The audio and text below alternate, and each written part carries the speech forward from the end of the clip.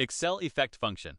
This function calculates the effective annual interest rate from a nominal rate and the number of compounding periods per year.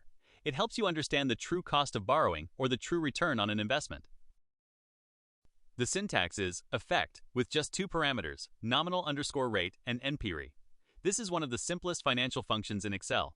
It converts a stated nominal rate into the actual effective rate you will earn or pay after accounting for compounding. There are two arguments, nominal underscore rate, the nominal or stated annual interest rate, and NPRE, the number of compounding periods per year. For example, 4 for quarterly compounding, 12 for monthly, or 365 for daily. Here's an example. We have a nominal annual interest rate of 5.25% with quarterly compounding, meaning 4 compounding periods per year. We enter the formula EFFECT with B2 for the nominal rate and B3 for the number of periods.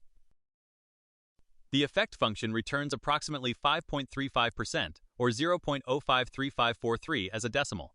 This means that a 5.25% nominal rate compounded quarterly actually yields an effective annual rate of 5.35%. Watch out for common errors. A value error occurs when any argument is non-numeric. A num error occurs when the nominal rate is less than or equal to 0, or when NPRE is less than 1. Key points to remember. Effect converts a nominal rate to an effective annual rate that accounts for compounding. More compounding periods per year means a higher effective rate. The companion function nominal does the reverse, converting an effective rate back to a nominal rate.